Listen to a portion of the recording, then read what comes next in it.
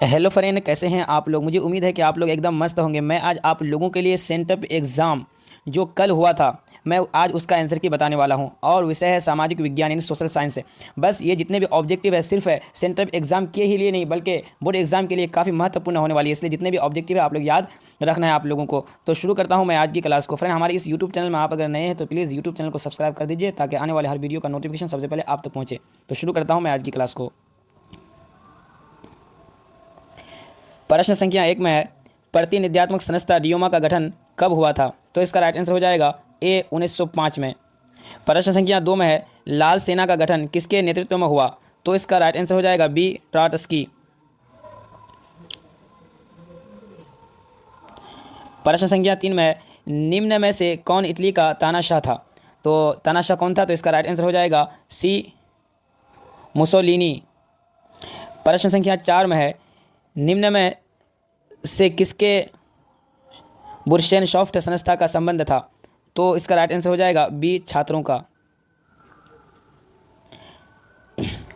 प्रश्न संख्या 5 में है, निम्न में से कौन हंगरियन राष्ट्रवाद नेता थे। तो इसका राइट आंसर हो जाएगा ए कोसूथ। प्रश्न संख्या 6 में है, रशियन सोशल डेमोक्रेटिक पार्टी की स्थापना कब हुई थी। तो इसका राइट आंसर हो जाएगा बी 1898 में। प्रश्न संख्या 7 में है, अंकोरवाट मंदिर का निर्माण किसने करवाया था। तो इसका राइट आंसर हो जाएगा ए राजा सूर्यवर्मा द्वितीय। प्रश्न संख्या 8 में है, खूनी रविवार की घटना कहाँ हुई थी। तो इसका राइट आंसर हो जाएगा सी रूस में।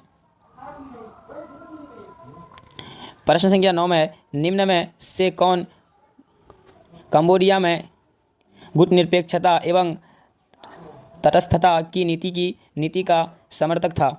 तो इसका राइट आंसर हो जाएगा नोरोदोम सिहानोक। प्रश्न संख्या 10 में है, भारतीय प्रेस अधिनियम कब पारित किया गया। तो इसका राइट आंसर हो जाएगा बी 1910 में। प्रश्न संख्या 11 में है, खान अब्दुल गफ्फार खान ने किस संगठन की स्थापना की थी। तो इसका राइट आंसर हो जाएगा ए खुदाई खिदमतगार। प्रश्न संख्या 12 में है, अखिल भारतीय ट्रेड यूनियन कांग्रेस के प्रथम अध्यक्ष कौन थे। तो इसका राइट आंसर हो जाएगा सी लाला लाजपत राय। प्रश्न संख्या 13 में है, पूर्ण स्वराज्य का लक्ष्य कहाँ प्रस्तावित किया गया था। तो इसका राइट आंसर हो जाएगा ए लाहौर अधिवेशन में। प्रश्न संख्या 14 में है, वल्लभ भाई पटेल को सरदार की उपाधि कब दी गई। सरदार की उपाधि कब दी गई। तो इसका राइट आंसर हो जाएगा बी बारदोली सत्याग्रह में। प्रश्न संख्या 15 में है, द्वंद्वात्मक भौतिकवाद का सिद्धांत किसने दिया था। तो इसका राइट आंसर हो जाएगा ए कार्ल मार्क्स है। प्रश्न संख्या 16 में है, यंग इंडिया पत्रिका का प्रकाशन किसने किया था। तो इसका राइट आंसर हो जाएगा ए महात्मा गांधी। प्रश्न संख्या 17 में है, मार्टिन लूथर का जन्म कहाँ हुआ था। तो इसका राइट आंसर हो जाएगा बी जर्मनी। प्रश्न संख्या 18 में है कि भारतीय समाचार पत्रों के मुक्तिदाता के रूप में किन्हें जाना जाता है। तो इसका राइट आंसर हो जाएगा बी चार्ल्स मेटकॉफ।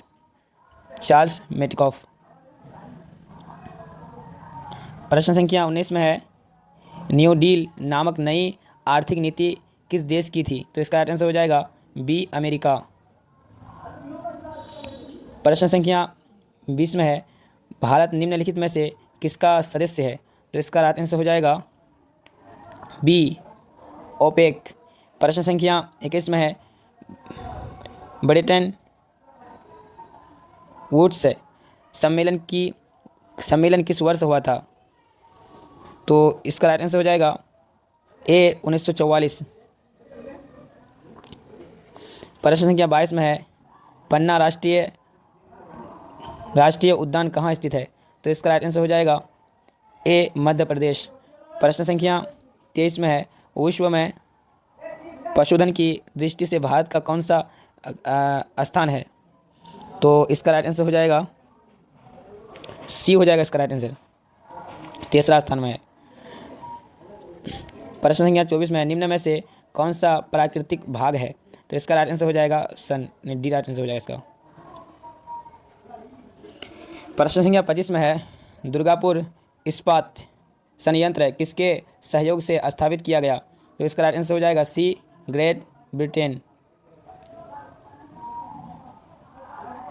प्रश्न संख्या 26, भारत में वायुयान उद्योग का पहला कारखाना कहाँ स्थापित किया गया?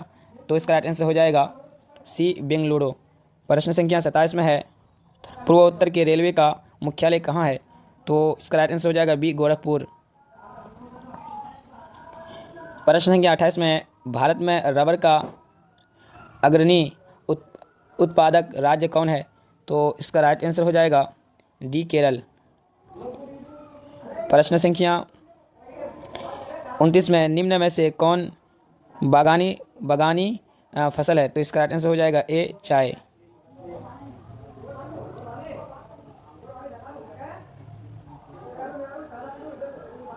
प्रश्न संख्या 29 में है, डाक विभाग के राजधानी चैनल के लिए किस रंग की पत्र पेटी का प्रयोग किया जाता है? तो इसका राइट आंसर हो जाएगा पीला।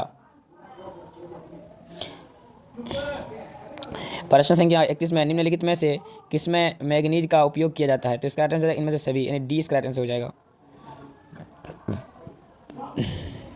प्रश्न संख्या 32 में है, नबीनगर तापीय विद्युत परियोजना कहाँ है? तो इसका राइट आंसर हो जाएगा बी, औरंगाबाद।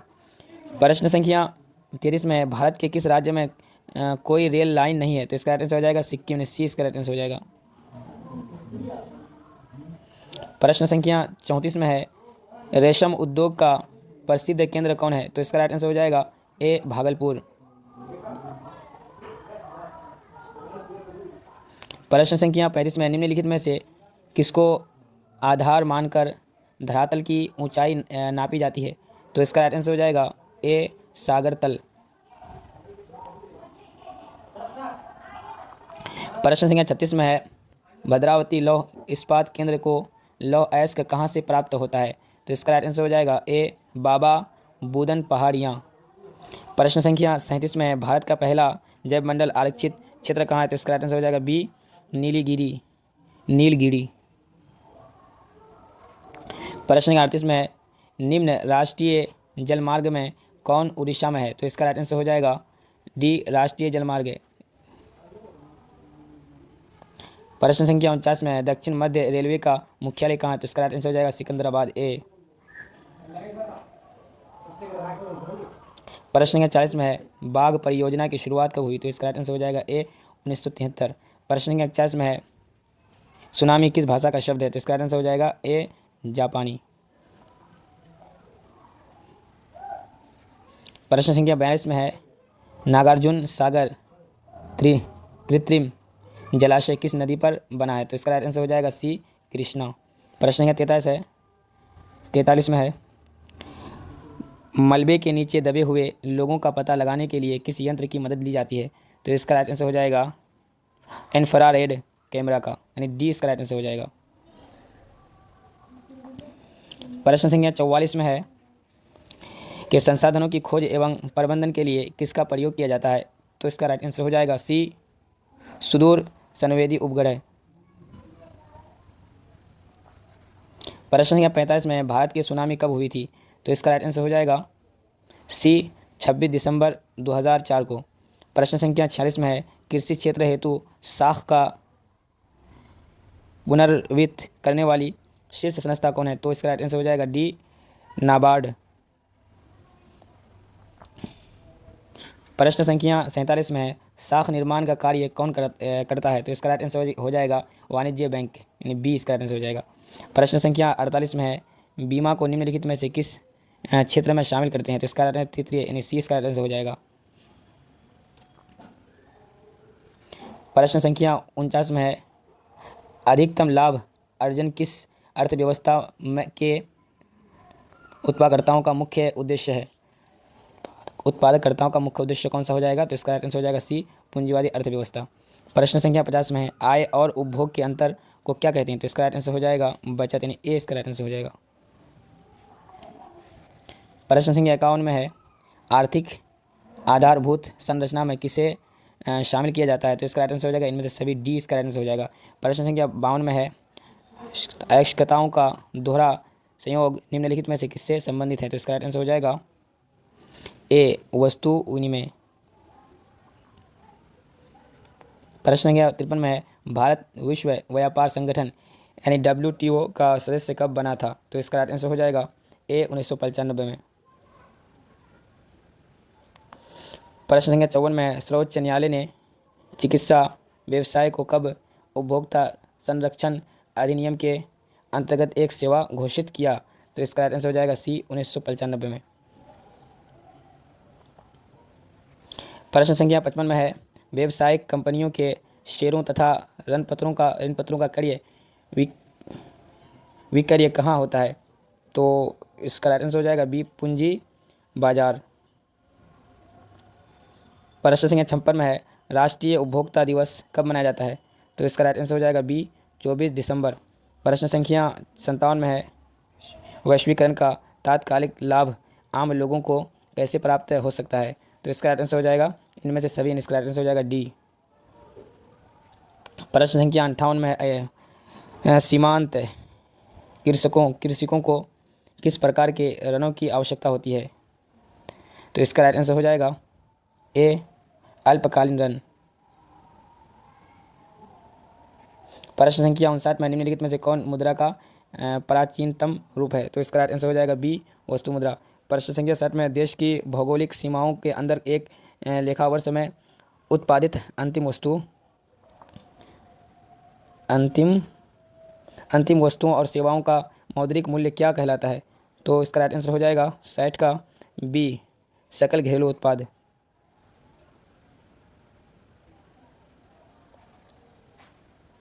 प्रश्न संख्या 61 में है, निम्नलिखित में से कौन विकास प्रक्रिया भावी पीढ़ी के विकास को ध्यान में रखती है? तो इसका राइट आंसर हो जाएगा सी सतत विकास।